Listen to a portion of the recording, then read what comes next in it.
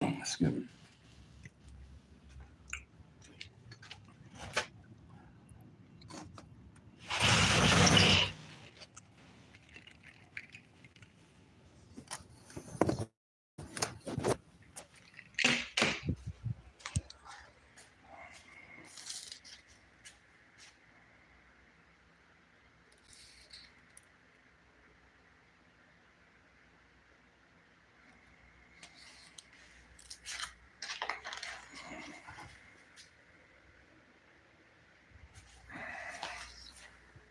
Now this go. This is my ass. Yeah.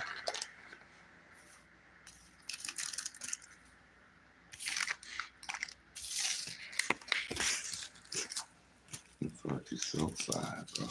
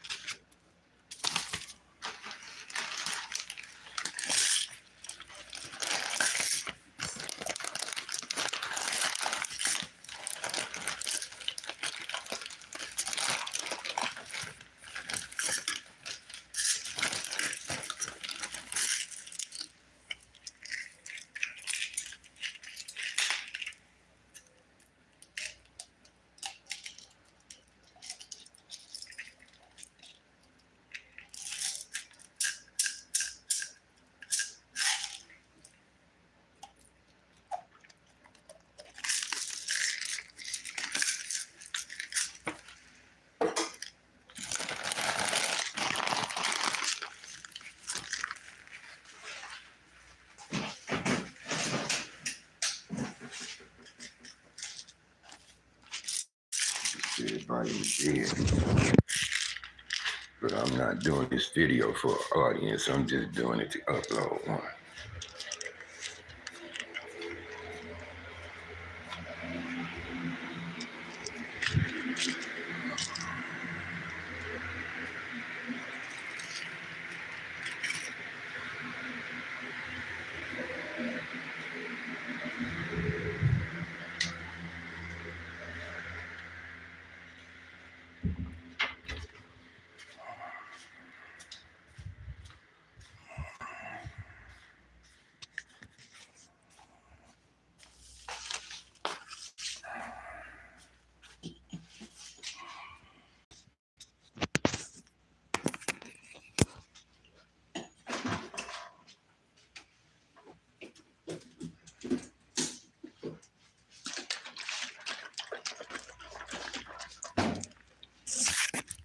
Good morning. See, it's one person tapped in.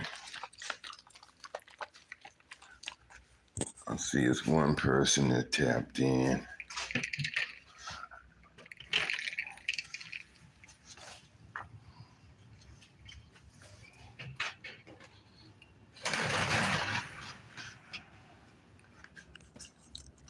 See, it's one person that tapped in. But I just want to tell my brown brothers, man, it all boils down to respect, man. It all boils down to respect, man. And please don't let these antics that people use on YouTube rile you guys up. That's a minority. That's just certain energy, like my boy the Sereno said. Maybe it's for views and to try to get views for your YouTubes or whatever. You know you understand what I mean? And that's what it's for. That's what it's for. Some of this stuff is for entertainment, bro. For entertainment purposes. Even some of the people that's doing their thing here on this gang culture. Some of it is for entertainment purposes. But let me explain my relationship with my brown brothers. My relationship with my brown brothers has been good from day one and will be till the end. Till the end.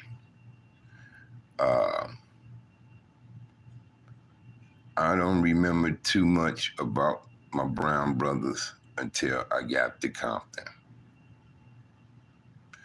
I say when we got to Compton in 1968, it was some brown people around, brother, at that time. It was some brown people around. Because like I say, my daddy rented the Brack property to the Ramos. The Ramos family was in there first for years. Eddie Ramos and Ralph Ramos. Well, Ralph is older than Eddie. They were CV Threads.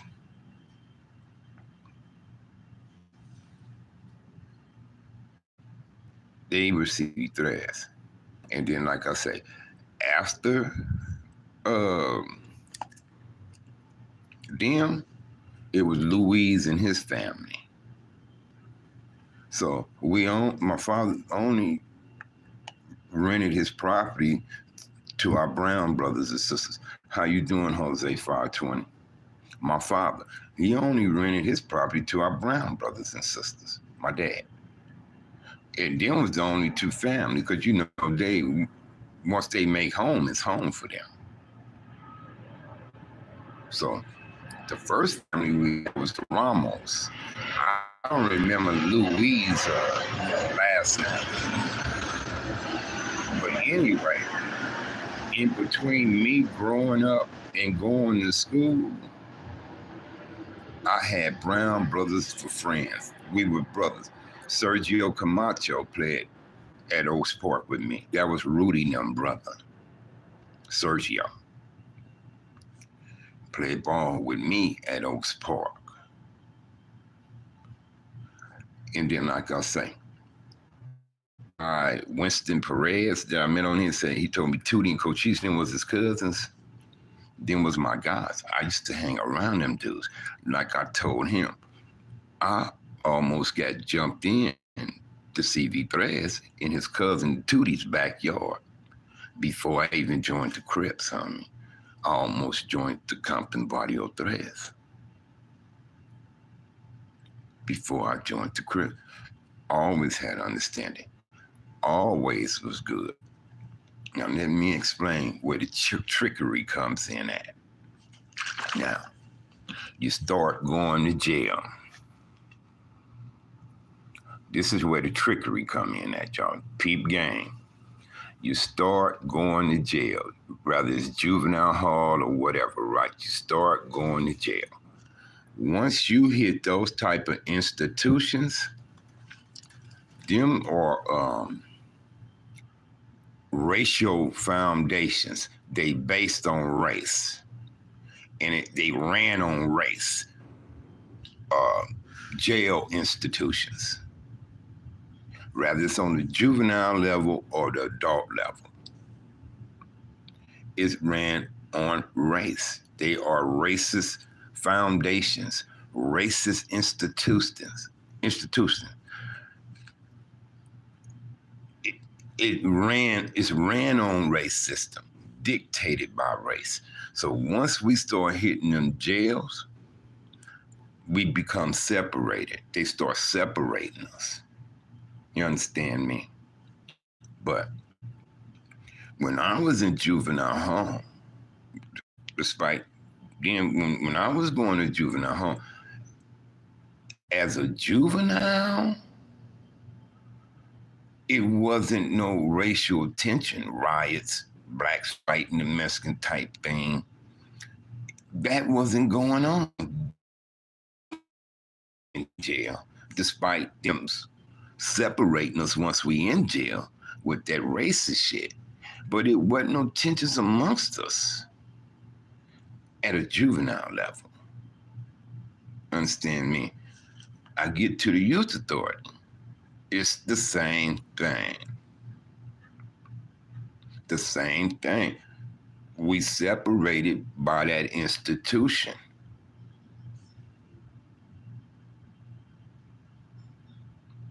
Yeah. I remember Dead Dog from Largo. He was black. I remember when they kidnapped Eddie from CV3. They stabbed up Eddie and dumped him in front of the hospital. They thought they killed him. But Eddie didn't die. But he was black. I was going to get to that.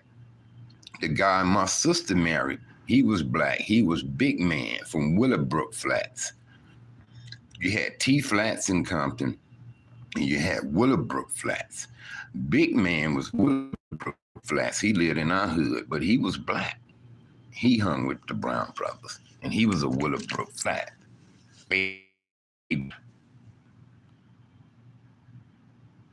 Way back then. Yeah, like I say, I almost joined the Threads. Me. This close. And I said, no, I refuse. I said, no, I don't want to do it. I told him, no, I didn't want to do it. The whole trickery to this shit is jail. Jail calls by my boy from Pasadena, my boy from Indio, my boy from Norwalk, my boy from Watts Colony and Wigan, Fraud from CV3 did some of my tombstones too. Yeah, Frog from CV3 did my first set of tombstones. A boy from Watts Colony and Wiggins did the second set of tombstones. My boy Indio from Pasadena. My other boy, he was from Indio. He did some of my tags. You understand what I'm saying? But the thing is, despite me being in juvenile hall, it wasn't no tension with us Brown brothers. And when I was in juvenile hall, the black gangs was busy fighting their rivals, and my Brown brothers was busy fighting their rivals. You had the Crips and Bloods going at it. I done seen Weemont and Longo in there go at it. I done seen them Monte Flores and White Fence go at it. I done seen Little Valley, Eastside Lowe's, IDP. I done seen Bassett and Puente get down. You know, squabbles. You know, motherfuckers are getting their squabbles on, bro, up in there in juvenile hall and youth authorities and shit like that. I done seen Hawaiian Gardens and Longo Tango. I done seen I seen a lot. I seen V&E get down with White Fence. I done seen a lot, brother, up in there. But it was mainly all this is getting our squabbles on amongst our rivals. It wasn't really no tension and shit amongst us like that, despite us being separated. But yet and still, we conversate. We did things together. Like I say, P.O. from Horror Motorville used to slide me weed. He worked trash detail and kept it. So anytime he had it, he slid me something. You know, stuff like that. So we did conjugate and conversate and stuff of that nature, even despite being separated under juvenile status in juvenile hall in the youth authority. I ain't been in no race ride in juvenile hall and no race ride in California Youth Authority. We had one incident where it was more than a one-on-one, but it may be like 3 or 4 of them and 3 or 4 of these other niggas going at it type of thing. It wasn't everybody in a melee. It just everybody fucking, you know, on a race ride. Not nowhere close from that shit you see in them prisons, bro. See, when you get to them prisons, then the game done change because people been killed and shit behind that racist shit up in there, bro, because they was that and they was them and this, that, and the third. And I never been to prison. I never got involved in them type of politics. Ever. Ever. I wasn't there when the conflict went down amongst the black and the brown. I wasn't there. I had left. I had went elsewhere to raise my sons. So I was gone. And during that ordeal, nothing happened to my immediate family or close friends. Nothing happened to them in that melee. I heard of a few incidents with some of the homies, and they people and stuff happened too, but it really didn't have no effects on me and my immediate family whatsoever. So I don't have no bias in my heart. I don't have no hate in my heart, hatred. I don't have no reason to be mad at my brothers, my brown brothers. Personally, not me.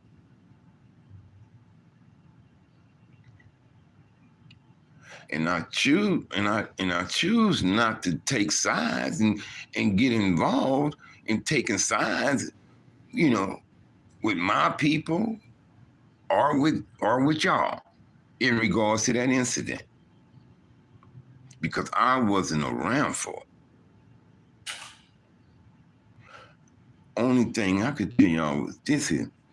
I was so happy when it came to a stop, to a halt, when y'all paused on that.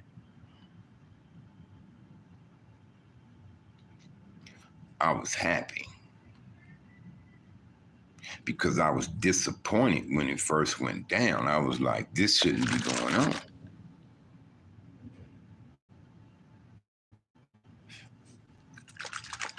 But when it's because of drugs and money that initiate the whole damn thing, then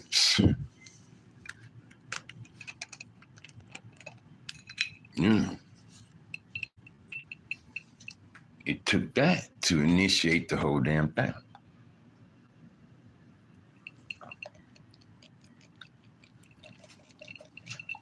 But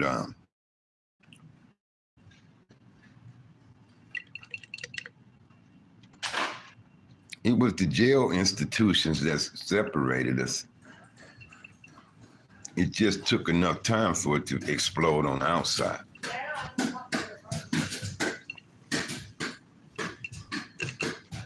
It just took enough time to get it exploding on the outside. And then we had drugs and all this bullshit come into play with it as well. And next thing you know, we got all these lives lost. But I was happy when it came to a halt. I was happy when I heard F-13 and East Coasters had a truce and stuff like that. I was happy. Very happy.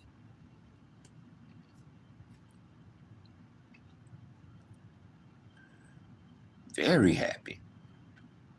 But it's no need of getting riled up about these guys on social media, man, with these old damn tales and these stories. And come on, man.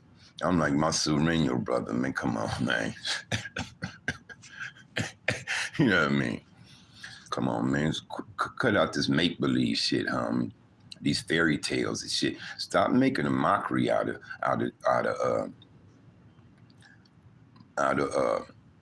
you're making a mockery out of situations and circumstances now. Making a mockery out of it for views, bro. It's mainly to get views. And anybody in right frame of mind would know, how is that possible for a person to do such, that's making that type of claim? How is it even possible in that environment to pull that stunt off? I don't think you can. I don't think it's humanly possible to do what was said with that content. So we know it's a bunch of crock of shit, homie.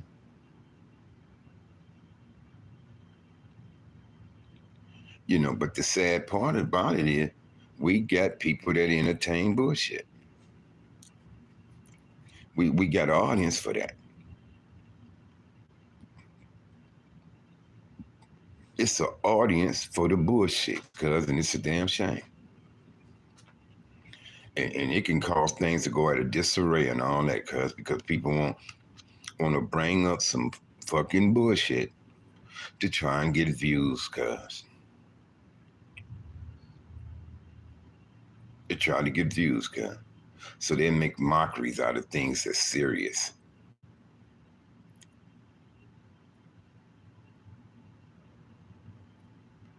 They'll make mockeries out of things that are serious.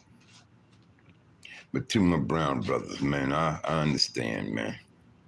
And I respect y'all major, homie. Like I said, a lot of y'all ways rubbed off on me, cuz. Some of y'all ways, cuz, rubbed off on me, bruh. You know. And like I say, when it come to this country, America, us two on the same boat, homie. Talking about when we in this country here. Us two on the same fucking boat, bro. You understand me? The elite and the powers to be give a shit about us, homie. Believe that. Believe that. But yeah, let's keep the peace, brother. Let's try to hold on to our understanding. And let's not let a few mice blow everything out of proportion for everybody else. Respect. Love and respect. I mean that from the bottom of my heart. May God protect us all from all evils here on earth, because there's plenty of them here on here.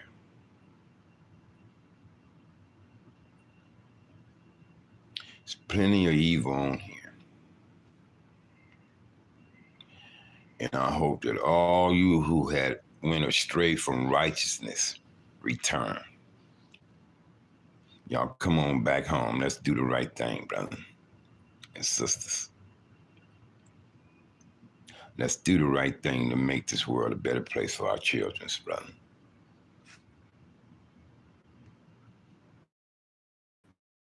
Make a better place for our children. I'm out.